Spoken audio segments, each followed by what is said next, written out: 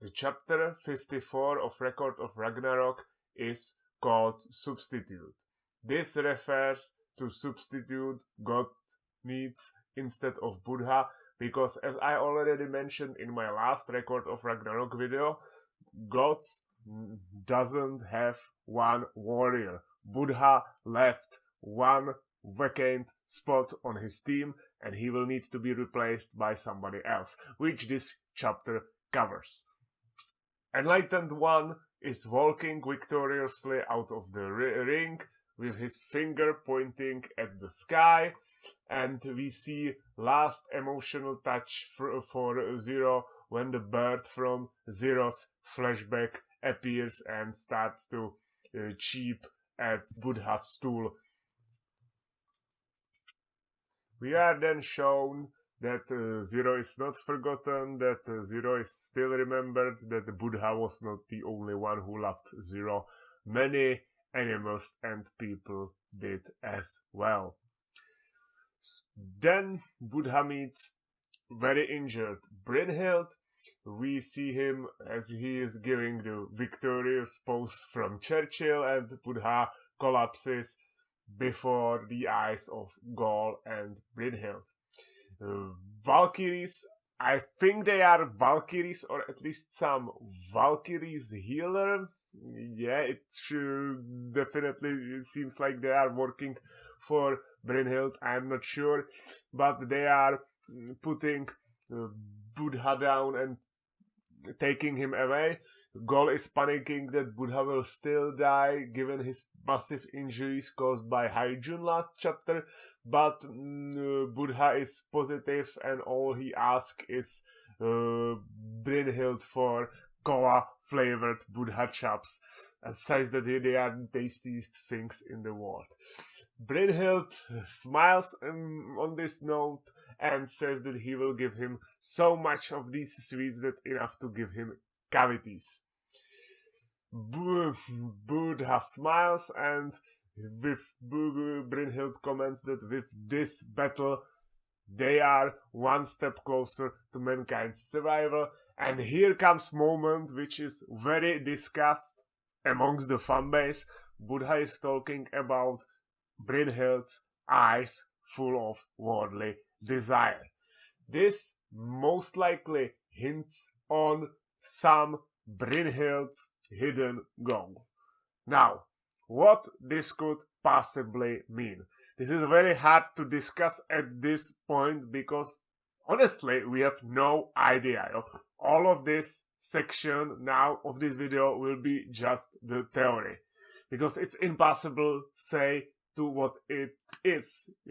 Many people rightfully pointed out that this could be about Siegfried, Sigurd, however you want to call him. He is Brynhild's lover from the legend.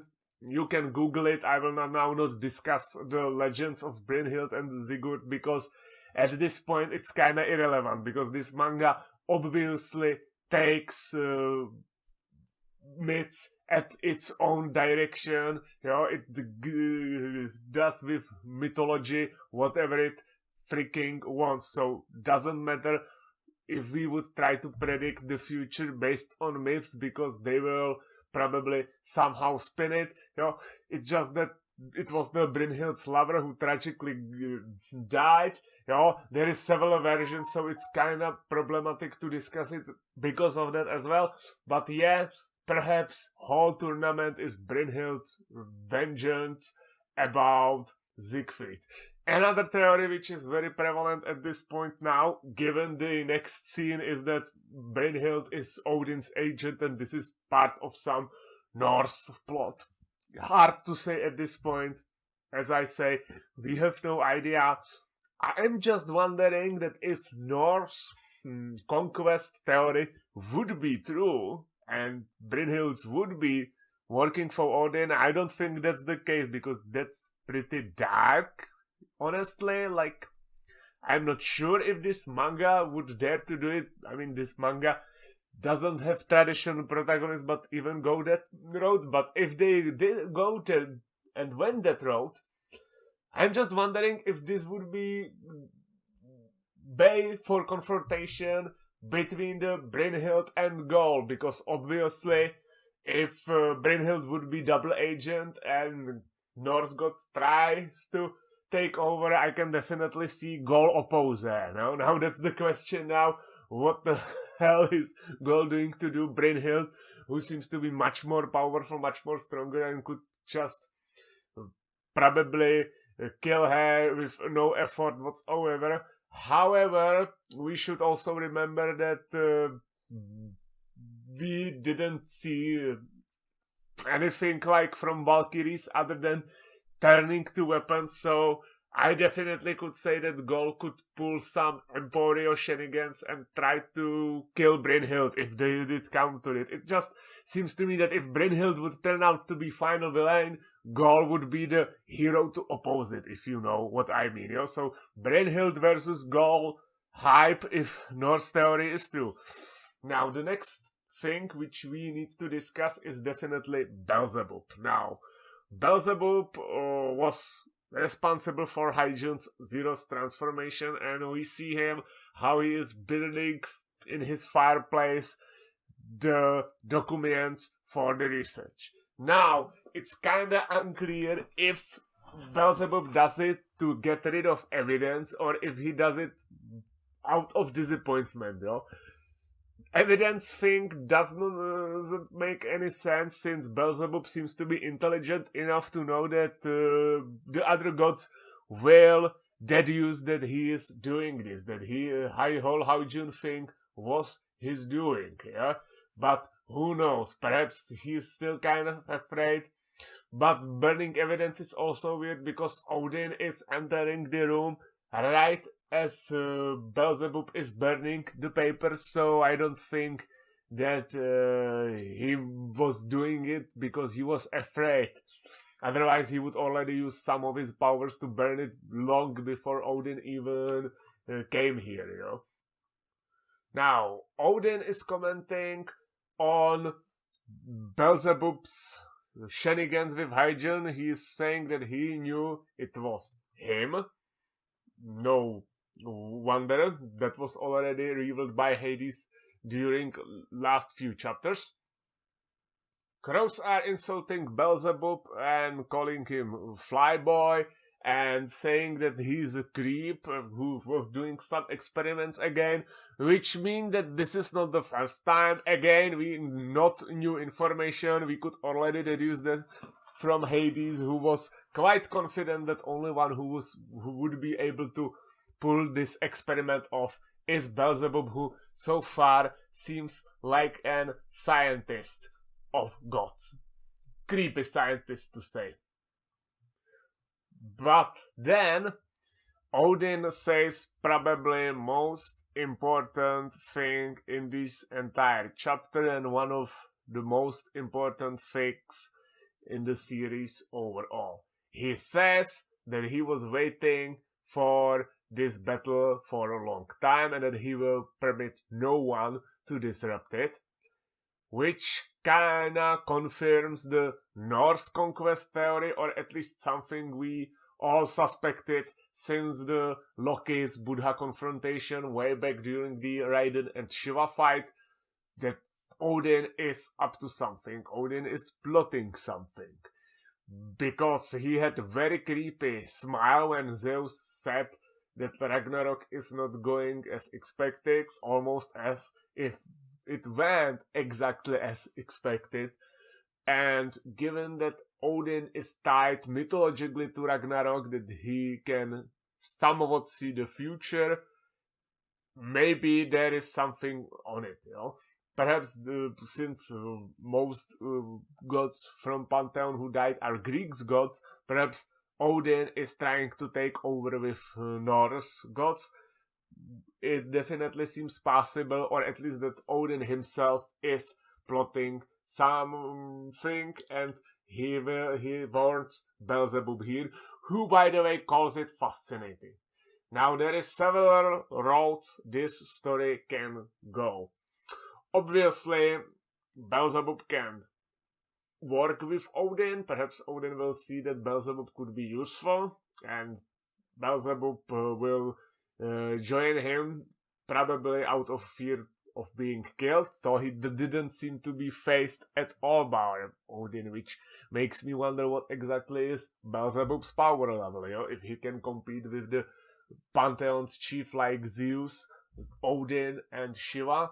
Hard to say at this point, Creating the Hygiene seems to be big feat, but at the same time, since he's the kind of scientist and book oriented person, perhaps he's not that good in open battle. And Odin still has that weird Hakai thing we saw way back during the Loki Buddha confrontation when those flowers melted, like he's killing everything what is alive. So hard to say who would came up to the pot on top, but it's obvious that this is not what this leads to, because he calls fascinating that Odin was planning this for a long time. So I'm expecting that either he will join Odin, or he will pretend he joins Odin, or maybe Odin will kill him. Who knows? Perhaps I'm wrong here, and perhaps we will have some shocking death outside of tournament. After all, Beelzebub changed his fellow god into the monsters, and that probably is definitely against some bro code which gods use. Everything at this point can be just the theory. We have not enough information on Odin, we don't have enough information on Beelzebub, and everything is now shrouded to mystery, and all we can do is kinda predict the future with mythology, but at the same time, this chapter especially shows that history and mythology will be used very sporadically. It will be used in very specific way. It will be their takes, and they are not using any version. They are making their own version, obviously. I mean, we already have it with the Hades being ruler of Helheim, and etc., etc. So hard to say at this point, though it makes me wonder if we will leave the tournament structure of Record of Ragnarok, because a lot of things, aside from this scene and together with other scene way back during Loki Buddha's confrontation, it shows that there could be some plot outside of the tournament. We have a lot of backstories which implied it as well.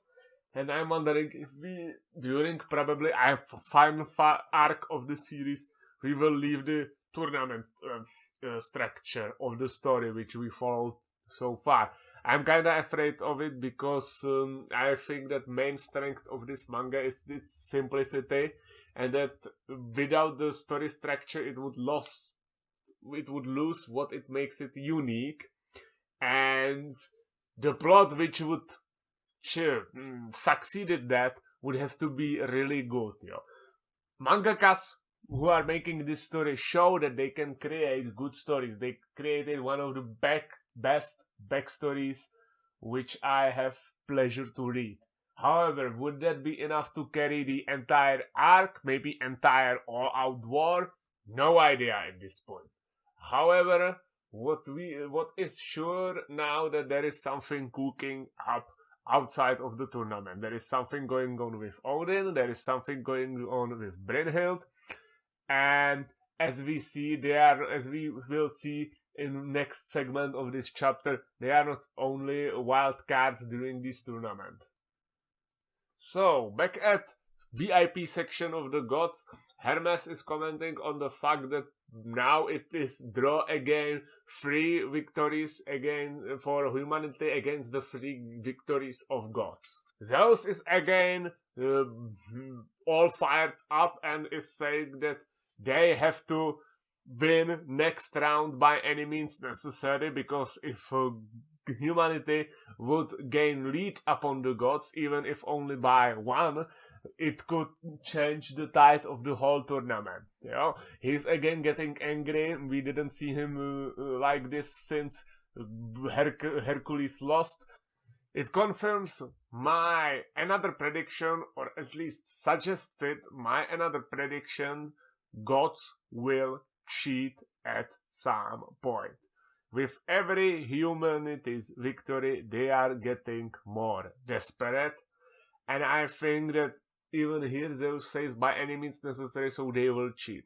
So far, they were enjoying the battle because a lot of gods has battle fetish. It's Zeus and Thor and Shiva. But if it came down to it, I think that gods will try to some dirty trick. Particularly Hermes or Loki seems to be like trick stars, so they could definitely try something. I am not sure, despite what Zeus is saying here, that he would openly approve something like that. In fact, I think that Zeus, Thor and Shiva would oppose it because it's beneath the gods to cheat, because if they cheat and it would be exposed, the gods would basically admit that they can't win against humanity without cheating, and since their pride would be harmed, I mean their pride started this whole tournament, then they would probably never use it unless again they would get really desperate, and probably only Hermes and Loki would try it because, as we said already, they are kind of tricksters, kind of wild cards, and cheating, it's kind of their thing. We shall see. I think that's another interesting road because it, again, little bit taps the plot outside of this tournament. Somebody even mentioned that somebody could get killed outside of the tournament. For example, some gods could try to assassinate Buddha now that he's injured.